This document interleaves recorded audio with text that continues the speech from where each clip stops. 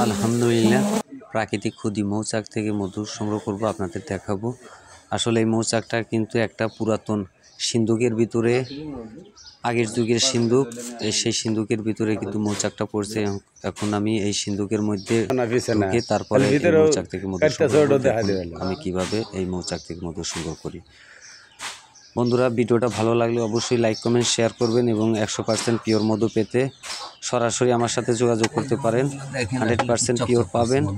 দেখেন এখন মৌচাকটা দেখেন, আসলে প্রাকৃতিক ক্ষুদি মৌচাক বক্সের ভিতরে, সিন্ধুকের ভিতরে। আমি এই সিন্ধুকের মধ্যে কিন্তু শুয়ে থেকে কিন্তু এই মৌচাক থেকে মধু সংগ্রহ করছি, আপনাদের দেখানোর চেষ্টা করছি। যতটুকু সম্ভব আপনাদের দেখাবো ইনশাল্লাহ।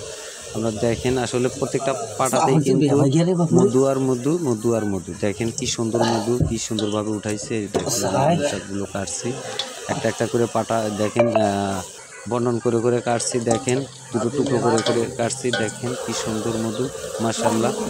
প্রাকৃতিক ক্ষুদি মৌচাকের মধু যারা খেতে চান তারা যোগাযোগ করতে পারেন। এবং বন্ধুরা, ভিডিওটা যদি ভালো লাগে অবশ্যই লাইক কমেন্ট শেয়ার করবেন। কারণ এই ভিডিওগুলো করতে খুবই কষ্ট করে করতে হয়, খুবই পরিশ্রম করতে হয়, খুবই রিস্ক নিয়ে এই ভিডিওগুলো করে থাকি। দেখেন আসলে পুরো চাকেই কিন্তু মধু দিয়ে দিয়েছে। দেখেন আসলে প্রত্যেকটা পাটাতেই ভিতরে আরও গভীরে যত যাওয়া যাবে তত মধু কিন্তু বেশি। মাশাআল্লাহ, এই যে মধুগুলো দেখেন কি সুন্দর মধু। আসলে আমরা প্রত্যেকটা দিন এরকমভাবেই প্রাকৃতিক মৌচাক থেকে মধু সংগ্রহ করে থাকি। এটা এই ক্ষুদি মৌমাছির মৌচাকের মধুগুলো কিন্তু হঠাৎ করে পাওয়া যায়। এটা কিন্তু 1 বছর পর, 1 বছর আগে পড়েছে এই মৌচাকটা, 1 বছর পর কিন্তু এই মৌচাকটা কাটা পড়ছে। বন্ধুরা, ভিডিও